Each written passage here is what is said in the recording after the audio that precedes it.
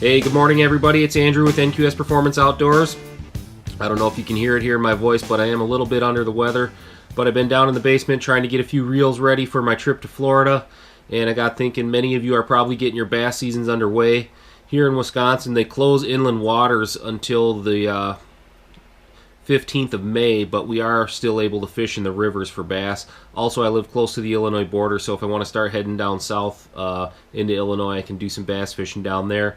But it got me thinking, maybe many of you guys are already started or getting ready to start, so I thought I'd get a few of my go-to baits out for you, show you what I like to use when the water's still real cold early in the season, and maybe it'll help you guys grab a few more fish. Alright, you guys, anybody that fishes with me knows that if I can get them on a moving bait, that's going to be my number one option. I am not exactly patient when it comes to fishing slow-moving baits, so I'm always going to start with a reaction bite if I can get one. This is one of the best lures if those fish are out a little deeper. Maybe you got some chunky rocks. This is a Rapala Shad Rap craw, so a craw pattern, fire tiger craw maybe. I don't know if you can see it, but this one is actually busted up and unfishable. It's actually cracked. It's been used so much, but if they're out a little deeper around the rocks, Shad Rap is a great way to go, you guys. My next option, any time of year actually, this is always in my boat, I never leave home without these, is a lipless crankbait. I'll try to zoom in on this one. You can see that this one is also, it's got teeth marks in it. It's actually got a busted hook. I got to get a new front hook put on this one. The nice thing about these is you can burn them really fast over the grass. You can run them up shallow. You can fish them deep. You can vertical jig with these even if the bass are really lethargic. You can just stand vertical and fish it yo-yo style, and you can get a few bites that way. This is a really versatile bait. Lots of different ways to fish it. Highly recommend keeping these in your boat almost at all times during the season. But in the spring, again, you're going to see here I like the red craw pattern. My next go-to bait is always going to be a square bill. Those shallows will warm up a little bit quicker, so if I can find a little warmer water up in the shallows, I'll go to a square bill. It bounces off a cover really well. This is a older Bagley Balsa B2.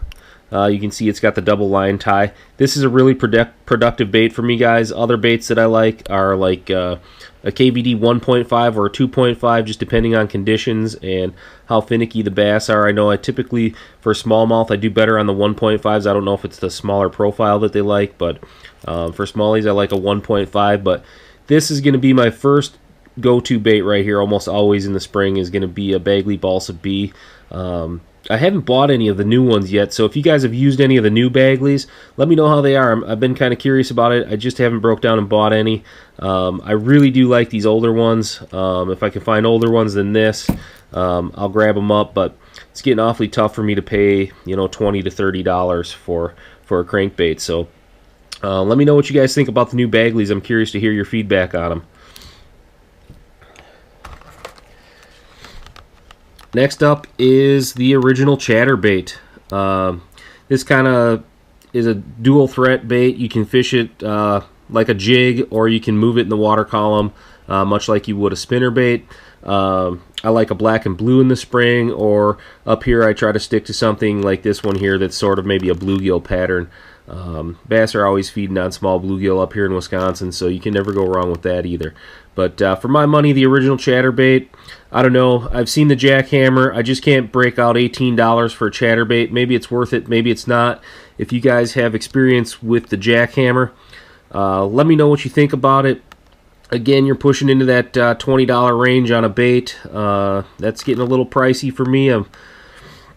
I'm just a guy, you know. I don't have any sponsors. I work hard for my money, so I'm always trying to find the best value out there, and I'd hate like heck to lose an $18 chatterbait to a northern pike. But let me know what you guys think about the jackhammer. If you have any experience with it, I'd love to hear your feedback. And then the last bait that I've got for you guys today is real simple. A jig. This is when times get desperate for me. I'll break out the jig. Again, I'm not super patient on the water. It's really tough for me to slow down sometimes. I like to keep the trolling motor on, run down the bank, So if times get really tough, I'll break out the jig. I like the Denny Brauer structure jig personally. It's a good value.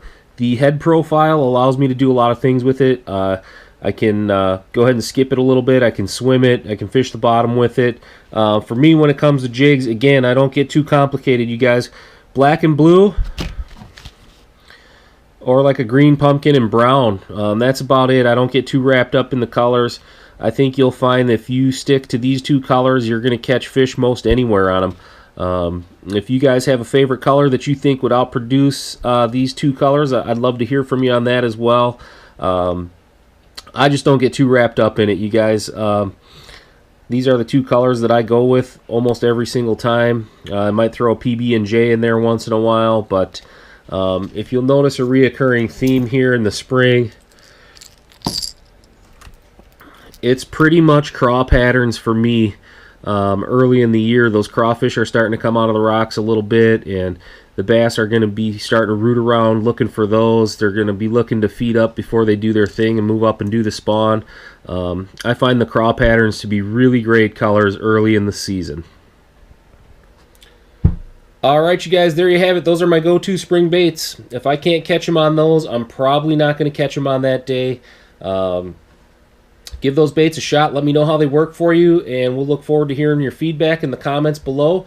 Don't forget to hit that subscribe button, hit the bell so you get notifications when we make a new video.